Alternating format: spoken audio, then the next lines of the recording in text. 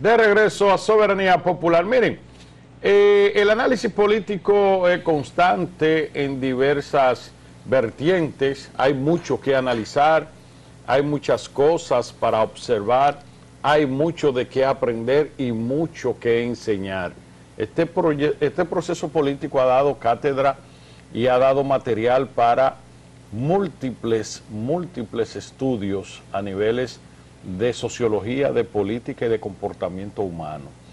Entonces, una muestra de que hay una carencia en términos de conocimientos políticos, sociológicos y hasta de la geopolítica nacional ha sido este liderazgo estéril, un liderazgo que la base fundamental de su propio liderazgo es la exposición constante en los medios de comunicaciones y se han hecho unas figuras conocidas para la población y eso lo ha llevado a adquirir un rango de líderes políticos. Pero en el contexto real de lo que conlleva ser un líder, no tienen ni un ápice de condiciones para eso. Ahí está Iván el Terrible, que ese señor viene de una vida soterrada, tanto en lo profesional, político, económico, llega al Congreso de una forma maliciosa, mañosa, con un fraude electoral apoyado por el expresidente de la Junta Central Electoral de allá de la frontera, en un abuso de unos despojos de más de 5 senadurías que se le hizo al PRM en el 2016 y lo que se le había hecho al PRD en el 12, y entonces llega al Congreso con una agenda de hacer notoriedad pública, y ya es de que un gran líder del país y del PLD, cuando lo que es un ñame con un cuerpo móvil puesto. Y eso se lo digo yo a título personal, porque cuando usted ve los análisis, las gesticulaciones, lo que sale de su boca y lo que es su comportamiento no compaginan. Una cosa anda por allá, la otra anda por aquí y el cerebro se esfumó. Porque con lo que salió este pseudo líder y de que es representante y vocero de la principal fuerza opositora en el día de hoy, para justificar la derrota y para hacer un análisis de lo que es la proyección hacia el 2024, mayo, en 3 meses, le dice a usted que gente que nos preocupamos, por lo menos por abrevar, de grandes eruditos de la política, de grandes líderes, por uno tener un pensamiento político ideológico amplio, de varias vertientes, de varias tendencias a nivel de lo que es ideología política, de uno leerse eruditos dentro de lo que es la sociología, la composición social de los pueblos, la composición social de este pueblo, y tú ves que lo que son los líderes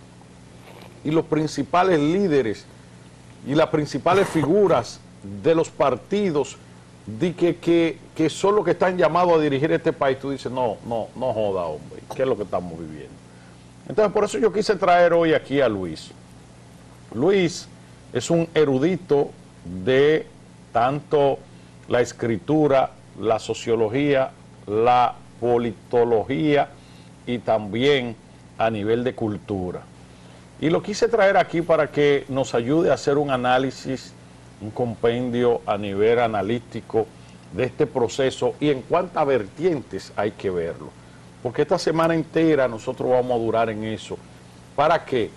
Para seguir edificando este electorado de todos estos embusteros, de todos estos farsantes, de todos estos plagiadores de la política como ciencia, que lo que le hacen es daño a la actividad.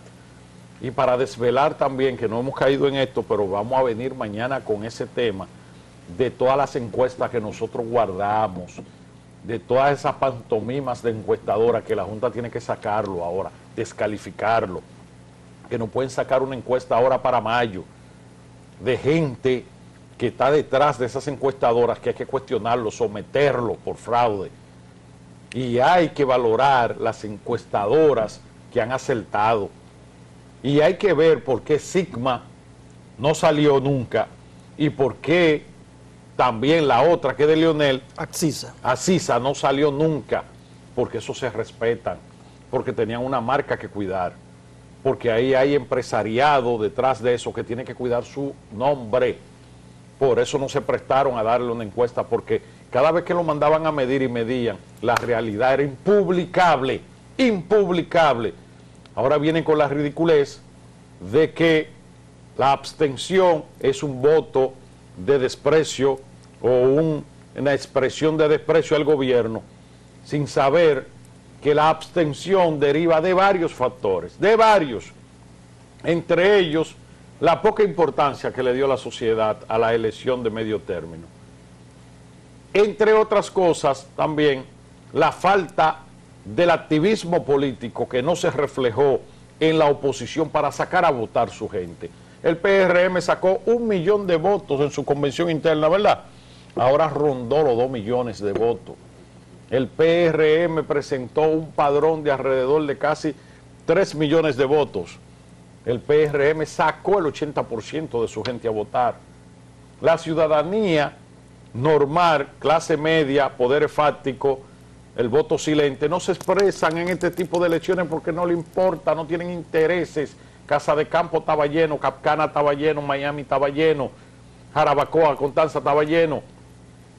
Para allá, para la terrena estaba llena. Todo el Atlántico estaba lleno. Colombia estaba lleno. Porque es un proceso que no despierta intereses a los poderes fácticos. Y todo esto loquito viejo, incluyendo a Abel, por eso es que tú no vas para parte. Porque tú te comportas como un loquito viejo. En vez de preservarte con el silencio, dejar que la avanzada, ¿verdad? Primero que se disluya el tema, que tu avanzada política, los defensores te cubran y después tú esgrimirte con un discurso sopesado, analíticamente preparado por profesionales, por estrategas políticos, por temas también que tengan que ver con sociología política. Entonces tú das unas declaraciones con criterio, que por lo menos lo que no te la vamos a comprar, te la vamos a respetar. Pero eso no existe en este país. Este es el país del inmediatismo, el país de la dicotomía, el país de, como decía aquel poeta, al revés, ¿verdad? Y un país del contrasentido, porque aquí hay gente hoy que en una democracia avanzada y en una democracia de hidalguía estuvieran renunciando a toda posibilidad de presentarse como candidatos. Por ejemplo, Leonel Fernández.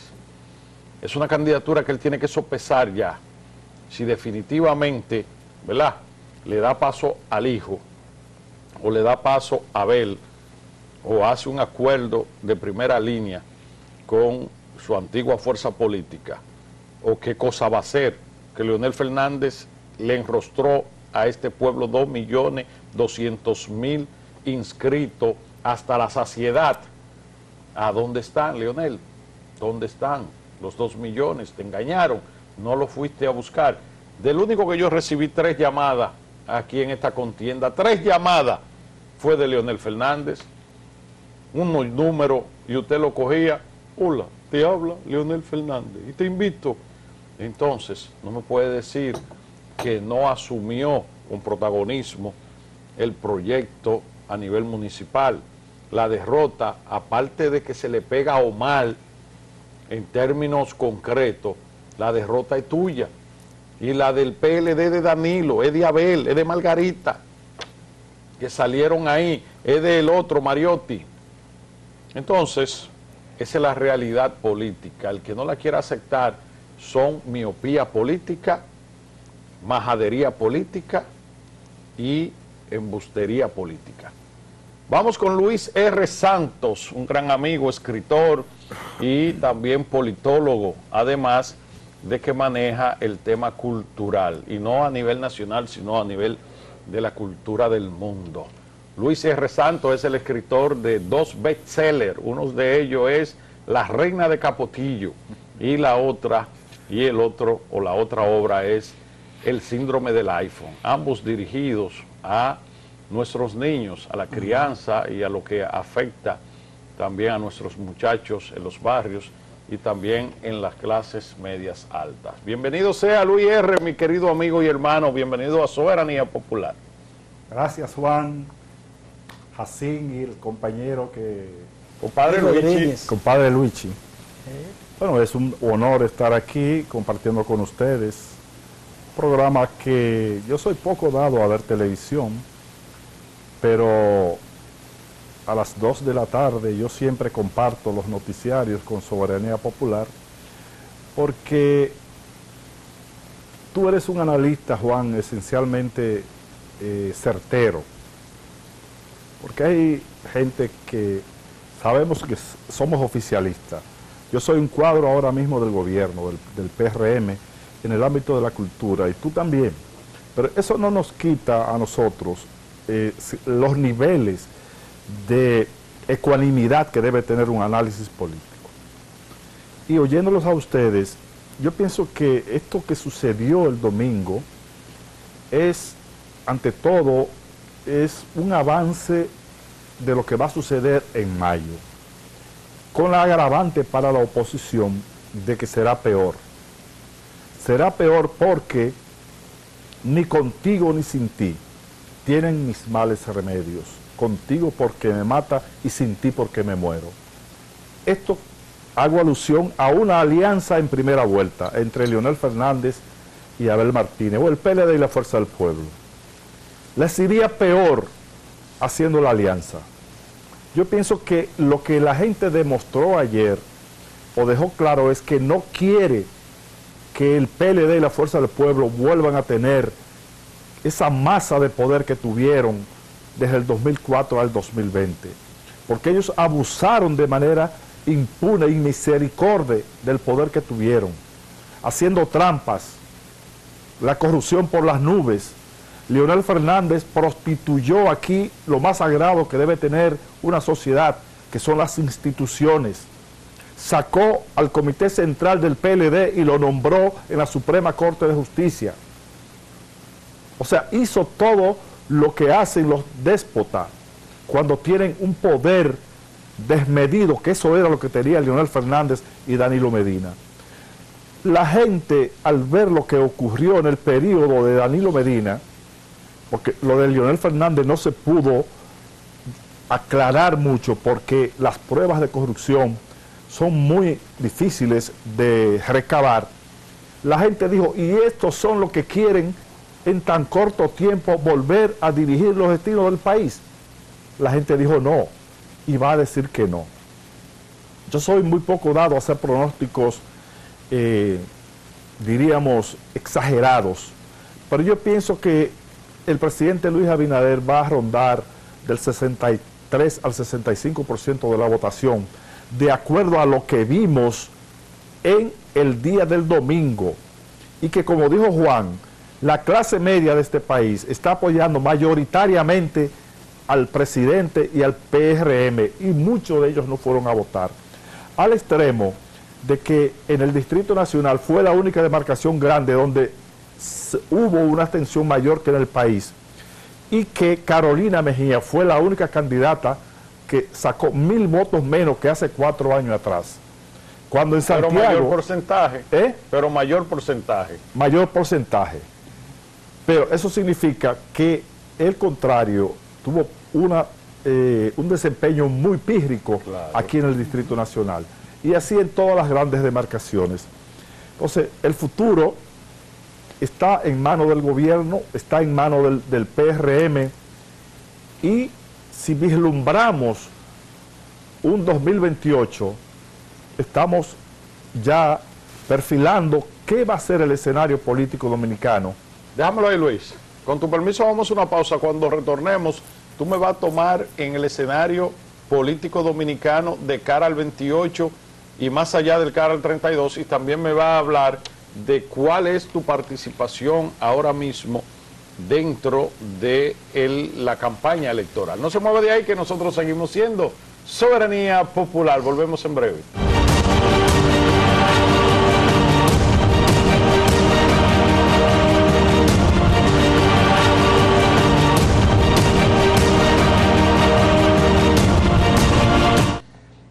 regreso a Soberanía Popular. Seguimos conversando con Luis R. Santo, escritor, politólogo, sociólogo y además un gran erudito de la cultura a nivel de ciencia.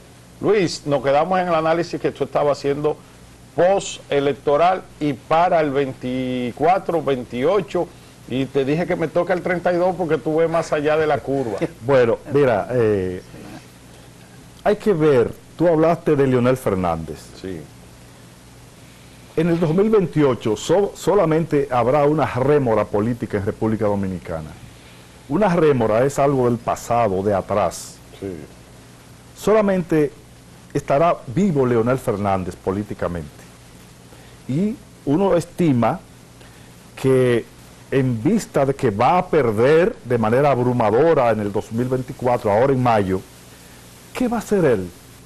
Mucha gente apuesta a que le va a abrir el paso a su hijo Omar Fernández. Eso sería lo lógico en un partido o en una cabeza que esté clara de que los liderazgos nacen, crecen y mueren. Pero Leonel Fernández va a morir aspirando a la presidencia de la República. O sea, es un caudillo, Leonel. No es un caudillo, va más allá de un caudillo. ¿Cómo? Porque Leonel Fernández, recuerda que en el 2010 se armó una reforma constitucional cuyo único objetivo era habilitarse políticamente. Después hizo todos los trucos del defensor del pueblo, de que aquello que la única razón verdadera era el rehabilitarse. Ahora, cuando lo derroten ahora en mayo, estamos hablando que, mirándose al 2028, ¿cuáles son los eventuales candidatos del PRM? Los podemos mencionar. David Collado. No, es una recua, muchacho, ahí está pidiendo. Carolina Mejía. 22, que yo sepa. Paliza, Yayo Sams. Tony Peñaguaba. Tony Peñaguaba. Fulcal. Estamos hablando de un grupo de gente que apenas llegan a los 50 años. No, si tú me dices los jóvenes, porque Fulcal ya está pasado meridiano. Ahora, si tú me dices los jóvenes, yo te digo que hay como 16 o 17 jóvenes ya. Luis está aspirando.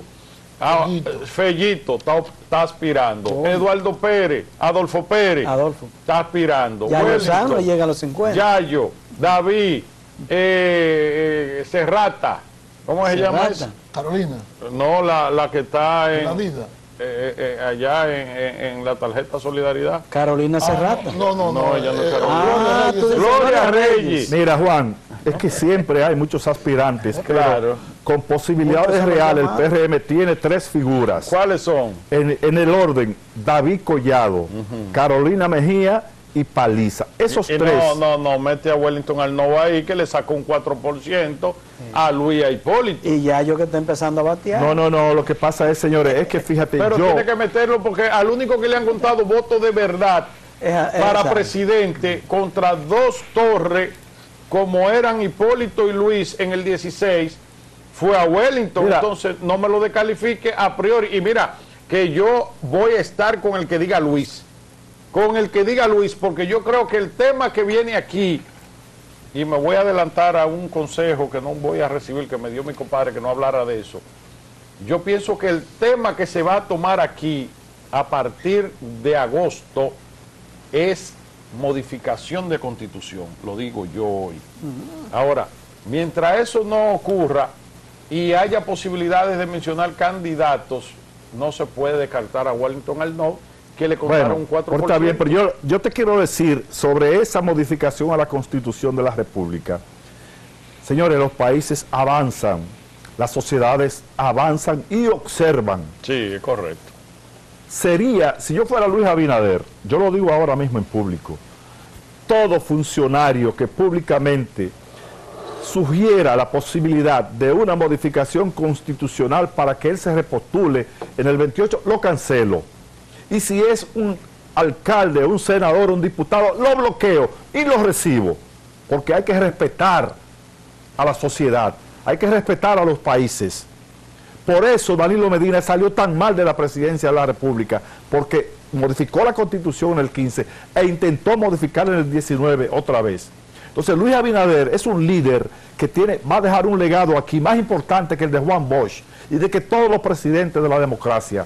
a nivel económico, a nivel social y a nivel institucional. Entonces tú lo vas a bañar con una modificación constitucional inapropiada, irrelevante. No importa que gane las elecciones, porque es que los legados se construyen en base a hechos. Señores, ¿por qué Nelson Mandela es considerado el mejor presidente de la historia de la humanidad? Porque tenía 97% de aprobación en Sudáfrica cuando se retiró y dijo, no, ya yo cumplí mi papel. Sí, entonces los enemigos de Luis Abinader van a comenzar a hablar de eso. Pero yo sé que ese presidente que tenemos ahí tiene muy bien puestos los pies sobre la tierra y no va a caer en eso. Ahora vamos para el PLD. Diga. ¿Quién es tu vislumbre en el PLD? En el PLD lo que hay es un grupo de coheticos explotados. Ninguno tiene posibilidades de armar una candidatura exitosa. Ahora tú tienes, por ejemplo, a un muchacho como Juan Ariel Jiménez. Sí, 32, para el 32 está preparado. Pero te estoy diciendo, es una persona que tiene un futuro político. Mi amigo José Dantes. Sí. Pero esos muchachos, Luis, yo entiendo que le falta todavía mucho. Y les falta trabajo político. Ellos son buenos técnicos, pero les falta trabajo político. Un trabajo político no se construye en un escritorio aquí en la capital. No, claro. Además de eso, yo se lo decía a Juan fuera del aire, los países, las democracias, viven procesos, viven etapas que hay que superar, o sea, que hay que pasar. El PRM, la crisis económica del 2003, 2002, 2004, le pasó 16 años de factura al PRM, PRD. Y esos niveles de corrupción del PLD, le va a pasar lo mismo. El PLD, aunque se agrupe en torno a una sola figura, va a tener que pasar 12 años abajo en la oposición, pasando, expiando la culpa que cometieron, porque las sociedades no perdonan tan rápido. Sí. Luis R. Santos con nosotros. Mira, analízame la perspectiva de la abstención que le ha tomado el PLD y la oposición política, como que el gobierno estaba solo y fue el único que tuvo movilidad y la oposición entonces se quedó con las manos cruzadas. Ese punto que fue la locución del presidente de Abel Martínez en el día de ayer y que ha servido para que los políticos de la oposición estén hoy con ese tema. ¿Cuál es la realidad? Bueno, lo primero es que se ha exagerado el porcentaje de abstención. Los PLDistas y los FUPistas andan hablando de 70% de abstención, y eso es una gran mentira, porque al padrón electoral que concurrió el domingo hay que sacarle 800,000 y pico de votantes que no tenían derecho a votar porque viven en Estados Unidos, que sí van a ejercer en las presidenciales. Buen dato eso. Pero mira aquí, en el 2020 la participación fue de 49%, claro. y en el 2024 fue de 52%. En el 16 fue de 53%, o sea que la más baja de todas las participaciones fue la del 2020, de los últimos años, y la del 2024 fue de 52% la participación. O sea, más baja que la de la pandemia. Que la de la pandemia. O sea, no, la participación fue más alta más alta. Ahora, okay. Entonces, pero hay que ver los votos. El PRM y sus aliados le sacaron más de 750,000 votos a la famosa Alianza Rescate RD. A la oposición en conjunto. A la oposición en conjunto. Entonces, ¿quiénes fue que no fueron a votar? Fueron ellos. ¿Y por qué no fueron a votar? Porque no están motivados, porque sabían que iban a perder, porque sus candidatos no concitaron la atención de la gente. Eso es simple. Entonces, esa abstención es un fantasma que ellos están esgrimiendo porque no hay argumentos, porque no entienden los ciclos, lo que hablamos de la política. Luis, la cultura es el alma de los pueblos. Yo acabo de llegar de el Carnaval de Barranquilla, que casi es una costumbre ir todos los años con Sergio Vargas a ver y estudiar ese fenómeno cultural. Son una semana de vacaciones, todo el mundo metido en carnaval, y llevan las mejores orquestas del mundo. Y así lo hace Venezuela, lo hace Brasil, y lo hace todo Estados Unidos allá en New Orleans. Entonces, ¿qué pasa en la República Dominicana con el tema cultural? No solo a nivel de que no tenemos una identidad como espíritu de cuerpo, sino también a nivel de lo que es el legado cultural del país. ¿Qué está haciendo cultura? ¿Cuáles son los cambios que ha habido en cultura? ¿Y qué tú vislumbras que pudiera hacer si no se está haciendo? Bueno, en primer lugar vamos a poner aquí un pequeño video de la agrupación Suma Cultural y Ciudadana que yo dirijo, para que después de ese video veamos lo que estamos haciendo y lo que queremos hacer en el próximo periodo de gobierno del presidente Abinader. Adelante. Las noticias de los medios nacionales e internacionales en Info Teleimpacto, el movimiento Suma Cultural y Ciudadana que apoya la repostulación del presidente Luis Abinader para un segundo cuatrenio presidencial, realizó este domingo 11 de febrero una jornada cultural que contó con lectura de poemas, intercambio de libros y la participación musical del cantautor Claudio Cohen. Es mejor perderse a dejar de embarcar. Y esta tarde lo que vamos a tener no son discursos, sino lecturas de poemas, canciones, intercambio de libros. Miren, señores, obsequio de libros. Con una pequeña iniciativa se pueden hacer grandes cosas. Que vamos a ganar arrolladoramente y que, independientemente de cualquier cosa, la cultura se va a manifestar mucho también en todas las funciones del Ayuntamiento del Distrito Nacional. Tiburcio la mantuvo siempre en sus recuerdos. Es cierto que se marchó y que durante 2 años se comunicó poco o casi nada con ella. Un día rememoró acontecimientos de lo que fueron protagonistas. Información más adelante en Info Teleimpacto. Entonces ahí vimos ese acto de lanzamiento de ese movimiento. Ahora cuéntanos políticamente cómo está estructurado y cuáles son los criterios políticos. Tú sabes que por primera vez el PRM tiene una Secretaría de Cultura oficial dentro de su estructura.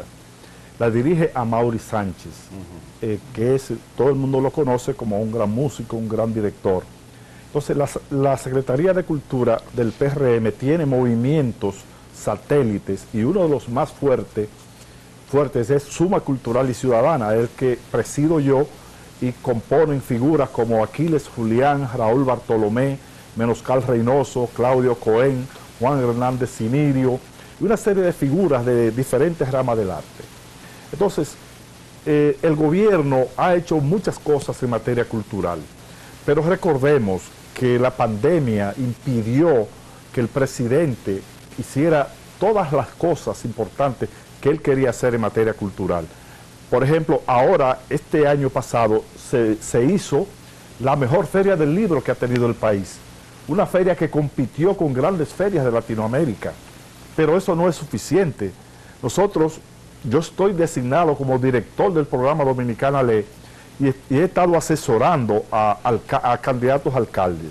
Ahora mismo me llama Junior Santos, porque en Los Alcarrizos se va a construir un gran centro cultural en un local que pertenece a Impostdom. Pero ahí en cada parada del teleférico y del metro se van a instalar puntos de lectura y se van a hacer presentaciones artísticas. Ahora, Juan, yo quiero hablar algo sobre la cultura. La cultura del Estado no debe tender solamente al espectáculo. La cultura debe ser un mecanismo para rescatar a los jóvenes marginales. Los barrios necesitan escuelas de arte para que aprendan a tocar guitarra, piano, saxofón. Necesitan escuelas de pintura para desarrollar el talento de esos niños que no tienen posibilidades. Necesitan lectura, necesitan libros. Nosotros queremos instalar 1000 puntos de lectura en todo el país con una gran alianza con los alcaldes. Que los alcaldes se involucren en el activismo cultural, porque el gobierno central no puede solo. Cuando tú viajas a Colombia, a México, a Chile, a Argentina, te das cuenta que las políticas culturales están básicamente desarrolladas por los municipios, por las ciudades. Y yo quiero aprovechar este espacio aquí para hacer un llamado al alcalde electo de Santo Domingo Este. No podemos seguir siendo una vergüenza mundial con un municipio de 1.300.000 habitantes sin una biblioteca pública funcionando.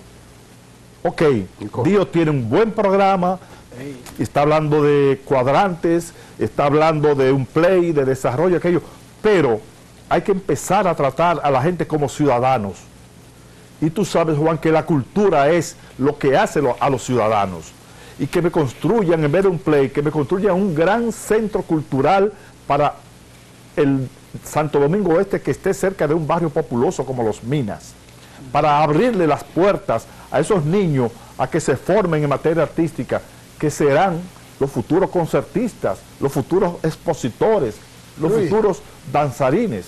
Luis, yo recuerdo que en los pueblos, nosotros que somos de pueblo, anteriormente en todos los ayuntamientos había una banda de música que todos los domingos hacían conciertos en los parques. Eso se ha perdido, porque, como tú dices, la cultura debe de ir a cada uno de los rincones del país.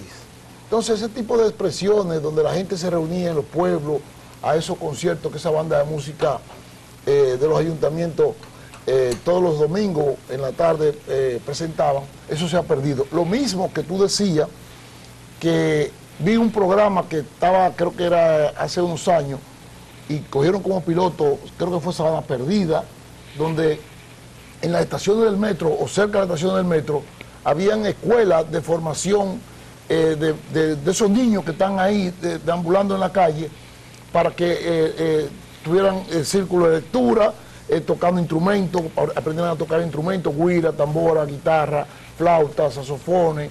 Eso se ha descontinuado. Entonces yo creo que eso es parte de cultura que debe de incentivar y crear ese tipo de iniciativas. Mira, la clave de la cultura, ya yo lo dije, está en los municipios. Hay que convencer a los alcaldes de la inversión cultural, porque el gobierno central tiene demasiadas complicaciones.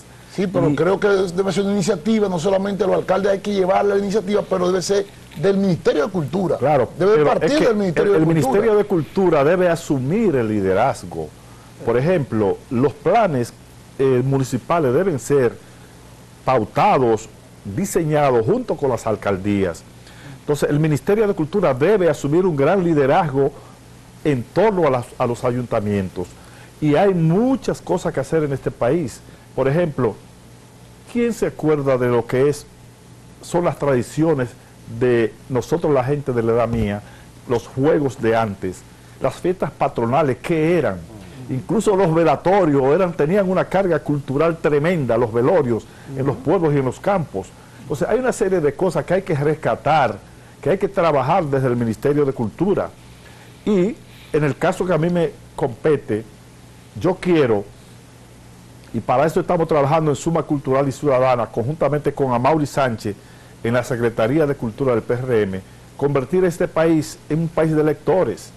La lectura es realmente una actividad que hace grande a una sociedad, y nosotros estamos en bajos niveles de lectoría y tenemos que aumentar eso a través de la planificación y a través de la promoción permanente de la lectura en los distintos círculos de la sociedad dominicana. Y ustedes tienen eso establecido ya con las alcaldías, porque ahora, mira eso que tú dices, ese dato de Santo Domingo Este, un municipio tan amplio y con tantas cosas que exhibir que pueden usarse en materia de cultura. Un minuto, Luis, le responde y por ahí mismo tu mensaje final, por favor. Sí, bueno, para empezar, nosotros fuimos a los Alcarrizos y el alcalde electo, antes de ser candidato, antes de ser elegido, se comprometió con un gran proyecto cultural. Hoy me llama y me dice, ven con los arquitectos que vamos a comenzar a trabajar el centro cultural.